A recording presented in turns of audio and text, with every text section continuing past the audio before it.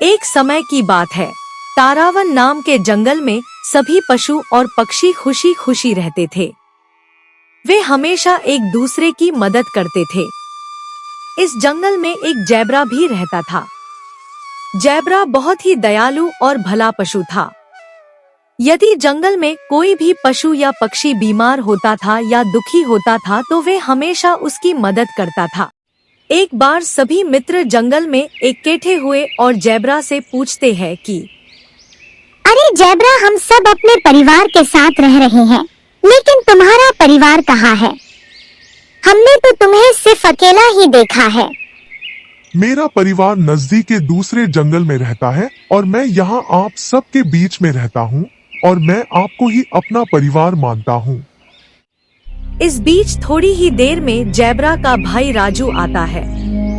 वो बहुत ही जख्मी होता है। अरे भैया, आप हमारे जंगल में, और आपकी हालत ये कैसे हुई और किसने की, और हमारे माता पिता कहाँ है?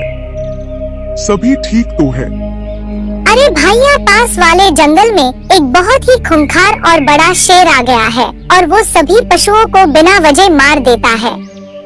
उसके डर की वजह से मैं अपने माता पिता को लेकर इस जंगल में आ ही रहा था, तो उसने हम पर हमला कर दिया और माता पिता पर भी हमला कर दिया और उनको मार दिया। मैं जैसे तैसे उससे बचकर आपके पास आ गया ताकि आपको मैं बता सकूं कि वो इस जंगल की ओर भी आ रहा है और आप सबको भी मार देगा।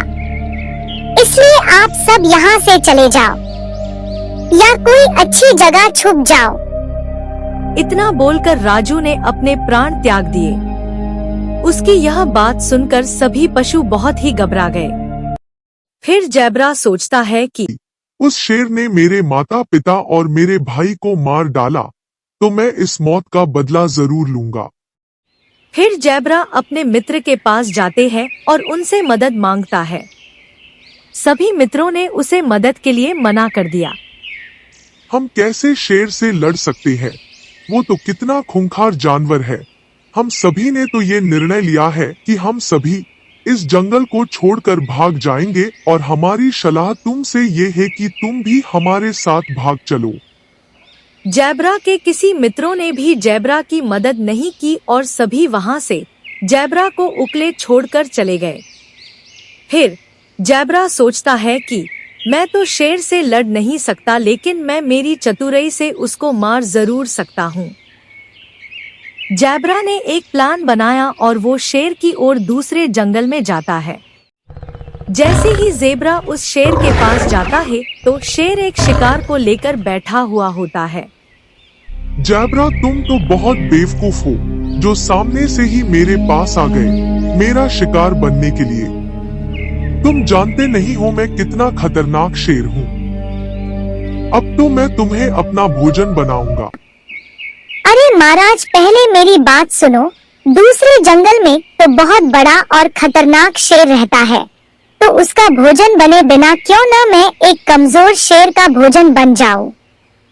इसलिए मैं आपको देखते ही आपके पास आ गया और आपका भोजन बनने के लिए तैयार हो गया। क्या कहा तूने? मैं कमजोर शेर हूँ और दूसरे जंगल में मुझे से भी बड़ा एक शेर है। क्या बोलते हो तुम? मेरे होते हुए कोई और ताकतवर शेर कैसे एक जंगल में रह सकता है? जंगल का राजा तो सिर्फ एक ही होता है और वो मैं हूँ।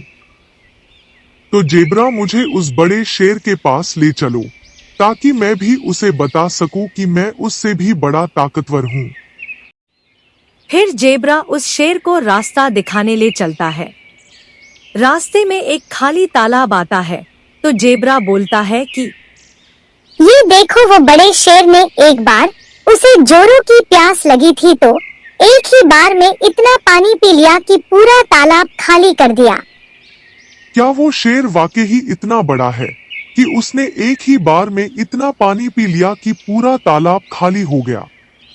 हाँ राजा, वो शेर वाकई ही इतना बड़ा है, पर मुझे तो आप पर पूरा विश्वास है कि आप उससे भी ज्यादा पानी पी सकते हो। शेर को थोड़ा डर लगने लगा, लेकिन ज़ेब्रा के सामने वो अपना डर बयान नहीं कर सकता क्योंकि उसकी बेइज्जती हो सकती है। फिर जैसे तैसे वो धीरे धीरे शेर आगे बढ़ने लगा। फिर आगे धीरे धीरे बढ़ते हुए बीच में कई प्राणियों के कंकाल पड़े थे।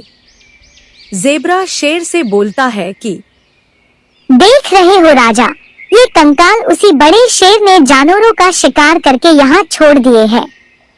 उसने तो इतने शिकार एक ही बार में कर दिए और एक ही बार में खा गया। लेकिन मुझे आप पर पूरा विश्वास है कि आप इससे भी ज्यादा खा सकते हो। फिर शेर और घबराता है, लेकिन ज़ेब्रा के सामने उसकी इज्जत मिट्टी में मिल सकती थी, इसलिए वो कुछ बोल नहीं सका। धीरे धीरे शेर और ज़ेब्रा आगे बढ़ते हैं। ज़ेब्रा शेर को गुफा तक ले आया और शेर को बोलता है कि चलिए महाराज, यही वो गुफा है जहाँ वो खतरनाक और बड़ा शेर रहता है। तो आप अपनी ललकार के साथ उसे पुकारिए और उसे बाहर बुलाइए। शेर बहुत ही घबरा गया था। उसने सोचा कि यदि वो शेर बाहर आ गया तो मुझे आज ही खत्म कर देगा। लेकिन ज़ेब्रा के सामने उसकी बेइज्जती हो सकती है यदि वो उसने ललकार नहीं की तो। इसलिए शेर उस बड़े शेर को गुफा की ओर ललकारता है। जैसे ही शेर ने दहाड़ की तो उसकी दहाड़ गुफा से टकराकर दुगनी होकर लौट के आई।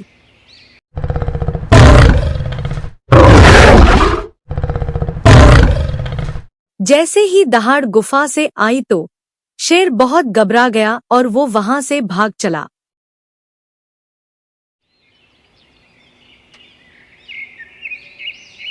शेर भाग रहा था, तभी उसकी पूंछ झाड़ियों में अटक गई। शेर के मन में बड़े शेर का खौफ गूंज रहा था, तो उसे ऐसा लगा कि बड़े शेर ने उसकी पूंछ पीछे से पकड़ ली। वो बहुत घबरा गया। शेर के घबराहट की वजह से उसकी सांसें बहुत तेजी से चलने लगी और इसकी वजह से उसके प्राण निकल गए। ये सब कुछ ज़ेब्रा देख रहा था। ज़ेब्रा मन ही मन बहुत खुश हुआ।